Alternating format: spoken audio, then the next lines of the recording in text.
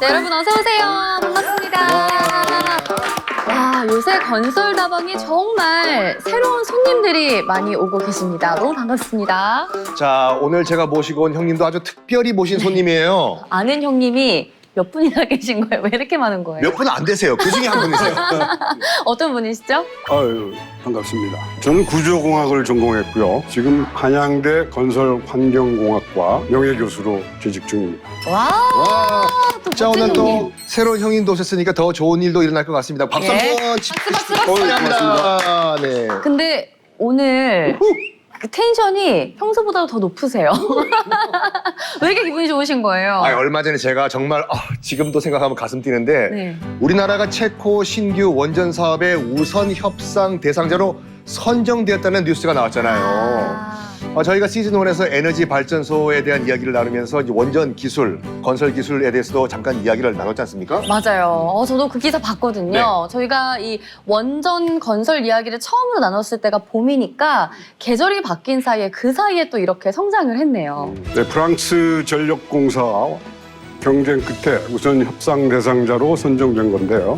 2025년 이제 3월 최종 계약이 남아 있습니다만 이게 성공하면 29년에 네. 착공에 들어가고 아마 2036년 시운전을 시작할 계획이라고 합니다. 이 사장님 말씀처럼 네네. 이제 건설 시장이 아주 빠르게 계속 발전하고 있거든요. 그래서 오늘은 제가 이제 첫 방문 기념으로 그런 원전 건설 얘기를 좀 나눠볼까 합니다. 너무 좋습니다. 그리고 교수님 목소리가 너무 좋으셔가지고. 거의 심야 라디오 DJ세요. 예. 저도 그래서 생각을 했어요. 네. 지난 7월이죠. 체코 원전 건설 사업의 우선 협상 대상자로 팀 코리아가 선정됐다는 소식이 들려왔습니다. 이거는 구체적으로 어떤 프로젝트인가요? 이번 프로젝트는 체코 남부의 두코반이라는 지역에 1000메가와트 규모 원전 2개를 짓는 그런 공사입니다. 그냥 이렇게 수치를 얘기해드리면 좀 감이 안 오거든요. 어느 정도 큰 규모라고 생각하면 될까요? 금액으로 말씀드리면 조금 더 와 닿으실 것 같습니다. 24조 원 규모입니다. 이 상당히 큰 금액이죠. 대형 원전 설계, 조달, 건설, 시운전, 핵 연료까지 원전 일체를 다 공급하는 겁니다. 근데 여러 나라를 제치고 우리나라가 선정이 된 거잖아요. 상대로 원전 강국 프랑스도 있었다면서요. 위! 맞습니다. 체코 신규 원전은 2022년 3월 입찰을 개시했었습니다. 대한민국의 한국수력 원자력, 그리고 프랑스 전력공사, 미국 원전 기업이죠. 웨스팅하우스 3파전이 이제 치러졌습니다. 근데 웨스팅하우스가 자격 미달로 탈락을 하면서 이제 2파전으로 이제 압축이 됐거든요. 체코 전력공사는 이제 최종 입찰서를 이제 2달여 동안 이제 평가를 했습니다. 체코 정부가 추가적으로 한 달 동안 검토한 뒤에 우리가 우선 협상 대상자로 선정이 된 거죠. 이야, 정말 너무 자랑스러운 일인데요. 근데 프랑스가 원전 기술이 가장 뛰어나지 않나요? 유럽 중에서는요? 맞습니다. 예. 미국 다음으로 많은 원자력 발전소를 운영하는 나라인데 무려 56기, 56기가 있습니다. 말 그대로 이제 유럽의 원자력 발전 최강자인데 네. 이번에 프랑스와 함께 경합을 벌인 건 정말 특별한 의미가 있어요. 이전에도 프랑스와 한판 붙은 적이 있습니다. 15년 전에 있었던 아랍에미리트 바라카 수주전이었는데 이때도 승리는 한국이었습니다. 와, 15년 만에 재경합에서 또 이긴 거죠. 이야, 아니 이렇게 얘기를 들으니까 얼마 전에 마친 올림픽 경기 이야기 듣는 것처럼 굉장히 흥미롭습니다. 15년 전에 바라카 수주전, 요거는 또 어떤 수출권이었을까요? 2009년에 12월 아랍에미리트 정부가 이제 미래의 전력 수요를 대비해서 대규모 원전 건설 계획을 세웠고요. 당시 금액은 한 47조 원 정도 규모였습니다. 엄청난 건설 사업이었죠. 네, 엄청났죠, 엄청났죠. 저희도 건설 다방에서 들었던 기억이 있거든요. 여의도 면적의 약 4배가 되는 원전을 건설하는 그런 프로젝트였죠. 맞습니다. 그때는 제가 손님으로 건설 다방을 찾았는데 지금은 바이스 프레지던트 부사장이 됐어요. 눈물이 나요. 감격이지 않습니까? 감격이에요. 예, 예. 2009년이면 15년 만에 원전 수출을 예정하고 있는 건데 이번 프로젝트에서 우리나라가 우선 협상 대상자로 선정된 제일 큰 이유가 뭘까요? 당연히 우리 기술력이 훌륭한 거죠. 우리가 지금 지난 50년 동안 세계에서 유일하게 50년간 하루도 쉬지 않고 원전을 건설해 온 나라입니다. 그래서 그런 건설 역량, 그다음 두 번째로는 지금 우리 부사장님도 말씀하셨습니다만 UAE 그 바라카 원전의 성공적인 사업 인행 그 두 가지가 아주 매우 결정적인 역할을 했다고 봅니다. 맞습니다. 우리 형님께서 말씀하신 것처럼 네. 또 여러 절차를 거쳐서 건설을 하지 않습니까? 그래가지고 정확한 납기 그리고 예산을 맞추는 것이 이 원전 수주의 핵심이라고 할 수가 있는데 이번 체코 프로젝트에서 우리나라는 on time 정확하게 시간을 맞추고 네. on budget 예산을 맞추고 과거 이제 프랑스는 핀란드에서 지은 그 울킬루오토 3호기가 예상보다 13년이 늦게 전력을 생산했어요. 13년이나. 그리고 2007년도에 짓기 시작한 자국 원전은 아예 완공조차도 못했습니다. 그런 반면에 한국은 사막이라는 그 약점을 또 극복했어요. 바라카 원전을 일정대로 건설하면서 신뢰를 얻은 거죠. 야, 역시 속도의 민족. 네, 우리나라답습니다. 우선 협상 대상자에 선정됐다는 건 여기에서 그치지 않고 한 발 더 나아갔다라는 의미를 가지고 있는 것 같습니다. 자, 우리나라의 원전 건설 기술은 어떤 강점을 가지고 있는 걸까요? 우리가 지금 독자 기술로 지난 한 20, 30년 동안 개발한 APR 1400. APR 1400의 강점은 소재부터 이제 최종 제품에 이르기까지 모든 공정을 이걸 한꺼번에 처리하는 일괄 생산 시스템을 갖췄다는 그런 정평이 나 있습니다. 네. 그런데 체코가 아시다시피 내륙 국가입니다. 네.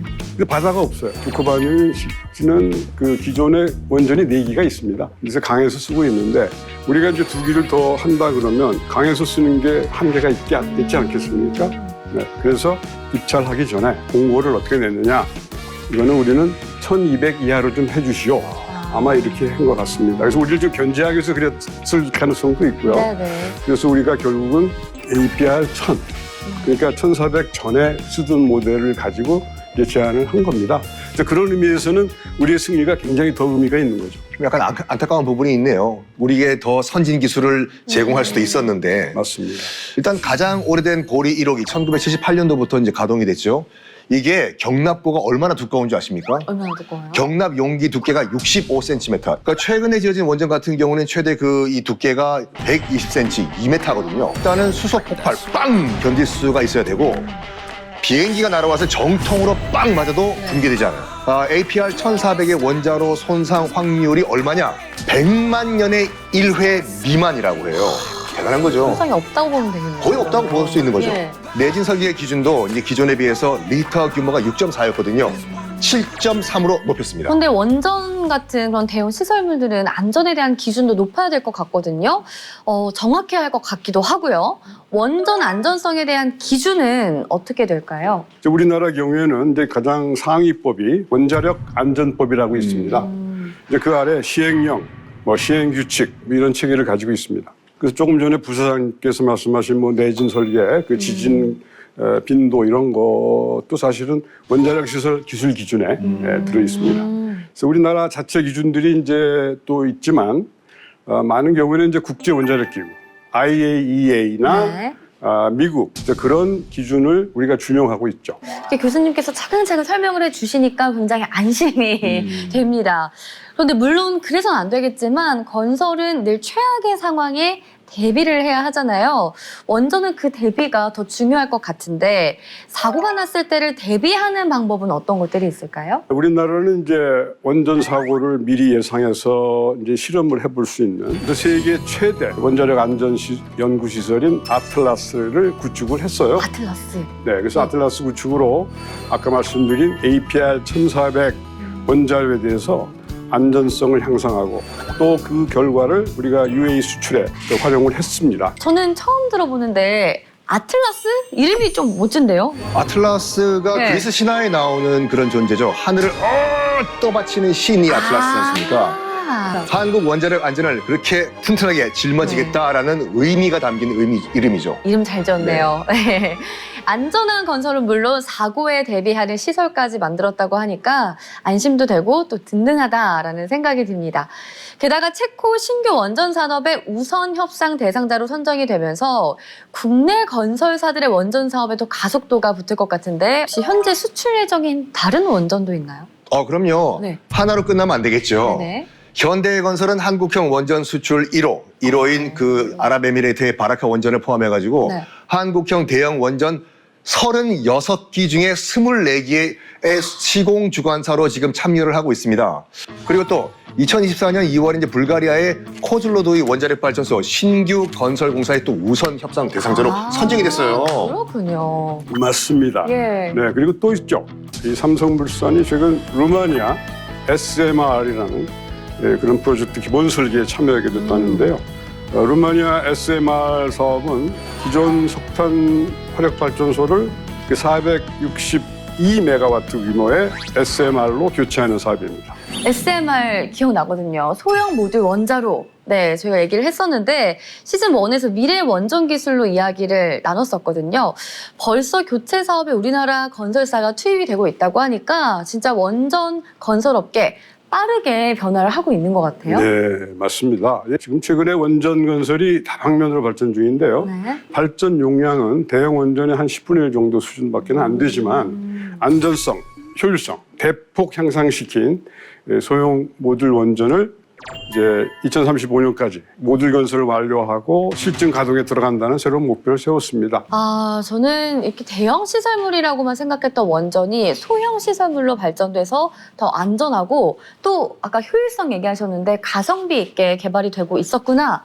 네, 네, 깨닫게 맞습니다. 되네요. 그러니까 규모의 변화도 있지만 미래에 대한 에너지, 이제 SMR 다음에 또 어디로 갈 거냐 이런 거를 한번 생각해 볼 때가 된 것 같습니다. 네. 분열 발전, 그동안 우리가 해오던 것에서 이제 미래에는 핵 융합 발전으로 융합? 그런 것도 조금 우리가 미래를 준비하는 측면에서 조금 미리 좀 관심을 가져야 될 필요도 있다고 생각을 합니다. 교수님 이거 새로운 이야기인데요. 형님 잘 모시고 온 것 같아요. 그렇죠. 네, 핵 분열에 대한 이야기 들어봤는데 그 다음은 핵 융합으로 에너지를 만드는 거다. 듣고 싶으시죠? 네, 너무 듣고 싶은데요? 교수님 혹시 지금 밀당하시려고 하신 건가요? 자, 핵 융합이 어떻게 미래 원전 건설의 꿈이 되었는지 2부에서 함께 이야기 나눠보도록 하겠습니다. 언덕 넘어 해가 지면은 그대 위해 마차를 준비했지. 마차 타고 끝내라도 떠나볼까.